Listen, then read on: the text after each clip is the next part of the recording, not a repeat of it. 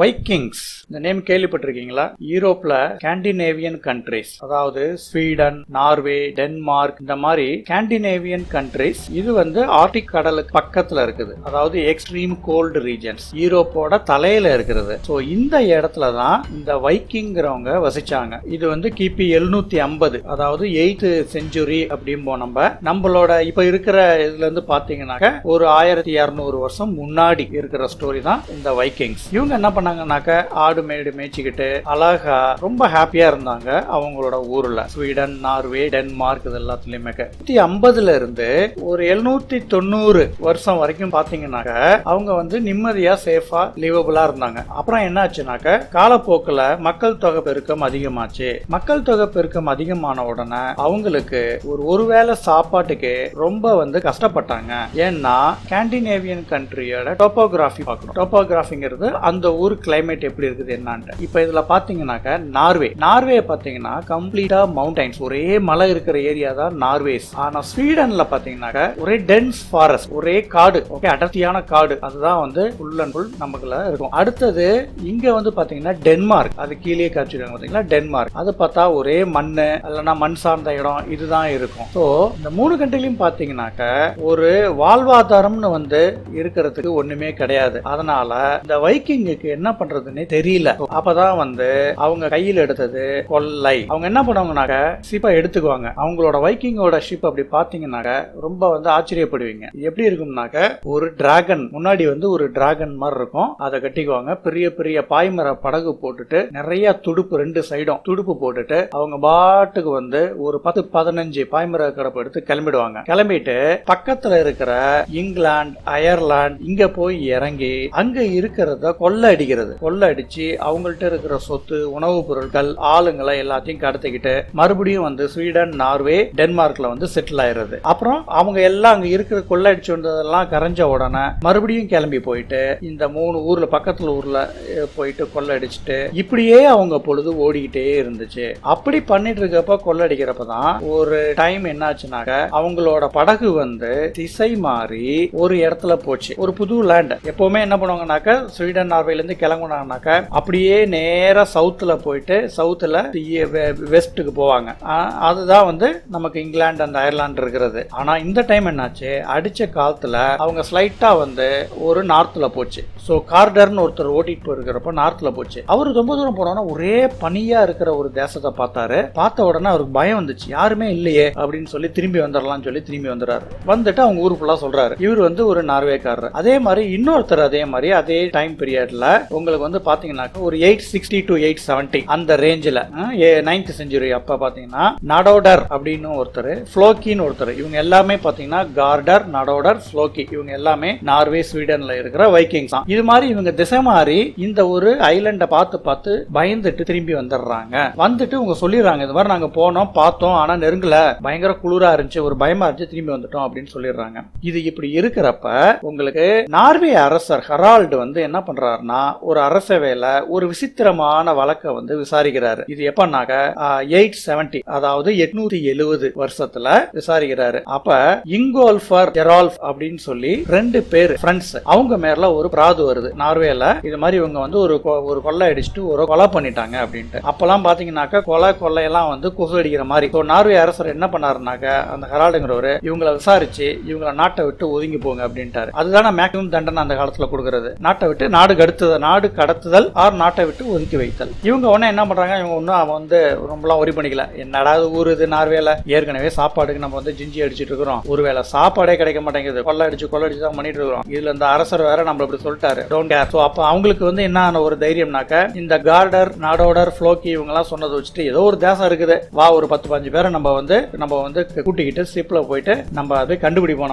நமக்குன்னு ஒரு நாட்டை எடுத்து நம்ம போய் எஸ்டாப்ளிஷ் பண்ணிக்குவோம் அப்படின்னு சொல்லிட்டு கிளம்புறாங்க. அவங்க கூட ஒரு 50-60 பேர் எல்லாம் போறாங்க. எல்லாம் கிளம்பி போய் ஒரு லேண்ட்ல இறங்குறாங்க. அதுதான் ஐஸ்லாண்ட். ஃபர்ஸ்ட் டைம் ஐஸ்லாண்ட்ங்கிறத கண்டுபிடிக்கிறாங்க. நல்லா ஞாபகம் வச்சுக்கணும், யூரோப்ல பொறுத்த வரைக்கும் நார்வே, ஸ்வீடன், டென்மார்க், பின்லாந்து இது தவிர அந்த சைடு ரைட்ல இருக்கிற எதுவே அந்த இயர்ல கண்டுபிடிக்கல.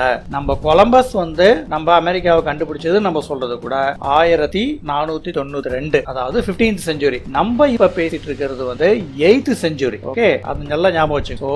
8th or 9th century. இது தான் நம்ம வந்து பேசிட்டு இருக்கிறது. அப்ப இந்த இங்கோல்ஃபோரும் ஜெரால்ஃபோம் போய் கண்டுபிடிச்சு ஐஸ்லாண்ட் அப்படிங்கிற ஒரு தேசத்தை கண்டுபிடிச்சு இவங்க போய் நிர்ணயிக்கிறாங்க.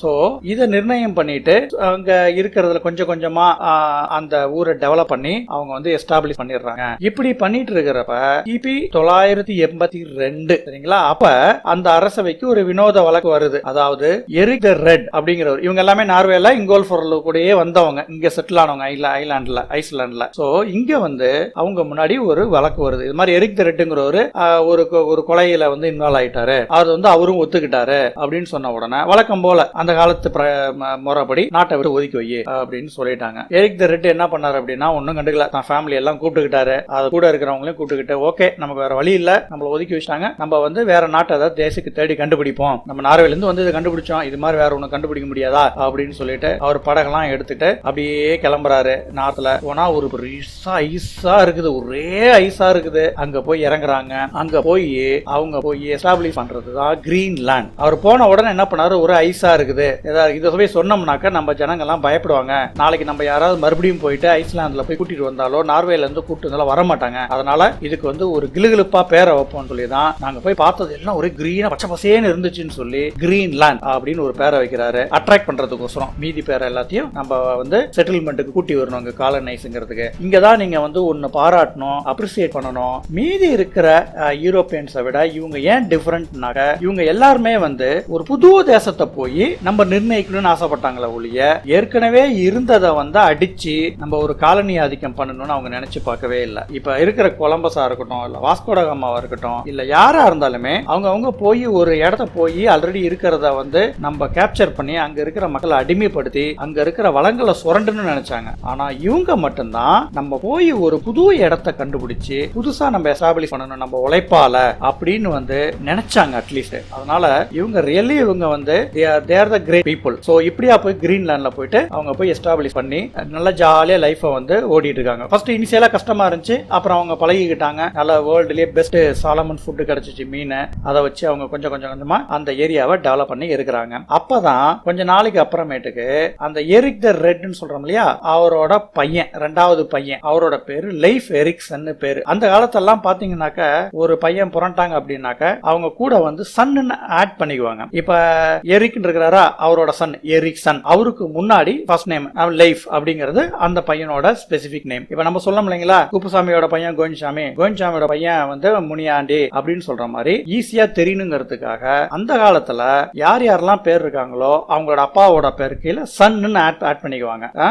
இப்ப வந்து யார்க் இருக்கிறாரு அப்படின்னாக்கா யார்க் சன், ஓகே. அப்புறம் லார்ட் இருக்கிறனாக்கா லார்ட் சன், அதுக்கு முன்னாடி ரிச்சர்ட் லார்ட் சன் அப்படின்னு பண்ணிக்குவாங்க. அதே மாதிரி லைஃப் எரிக்சன் அப்படிங்கிறது எரிக் தி ரெட்டோட ரெண்டாவது சன்னோட பேரு. சோ அவர் என்ன பண்றாருனாக்க, நம்ம அப்பா வந்து இது மாதிரி ஒரு தேசத்தை கண்டுபிடிச்சிருக்காரு, நம்ம ஏன் சும்மா உட்காந்துருக்கிறோம், நம்மளும் ஏதாவது கண்டுபிடிக்கணுமே அப்படின்னு சொல்லி அவங்க அப்பாட்ட போய் ஆசீர்வாதம் வாங்கிக்கிட்டு அவங்க ஒரு 30-40 படகு எடுத்துக்கிட்டு கூட வந்து அவங்கள்ட்ட அப்ப பிடிச்ச அடிமைகள் கைடன்ஸ் இவங்க எல்லாம் பிடிச்சிக்கிறாரு. அதுல ஒருத்தர் ஜெர்மன்கார், அவரையும் கூப்பிட்டுக்கிட்டு அப்படியே வந்து அவங்க கிளம்பி அப்படியே நார்த் சைடு போறாங்க. ரொம்ப தூரம் போனதுக்கு அப்புறமேட்டுக்கு அவங்க வந்து ஒரு சின்ன ஐலண்ட் வந்து ஒண்ணு பாக்குறாங்க. அந்த ஐலண்டை பார்த்த உடனே இவங்க ஆஹா நம்ம வந்து ஒரு புது தேசத்தை கண்டுபிடிச்சிட்டோம், நம்ம இங்க போய் என்னதான் இருக்குன்னு பாக்கலாம்னு சொல்லி ரொம்ப டயர்டாகி வந்ததுனால அங்க நைட்டு தங்கிட்டு அடுத்த நாள் காலையில பாக்கலாம்னு போய் கூடாராம் தங்குறாங்க. தங்கின உடனே அடுத்த நாள் காலையில அந்த ஜெர்மனை காணா, அவர் எங்கேயோ உள்ள போய் நான் போய் பார்த்துட்டு வரேன் எப்படி இருக்குன்னு பார்த்துட்டு வந்துட்டு திரும்பி ரொம்ப நேரம் அவங்க பதட்டமாயிடுறாங்க. ஆனா ஈவினிங் போல அந்த ஜெர்மன் வராரு. வந்த உடனே ஒரே சந்தோஷம். வந்து என்ன சொல்றாரு அப்படின்னாக்கா, நான் போய் திராட்சையை பார்த்துட்டேன், திராட்சை தோட்டத்தை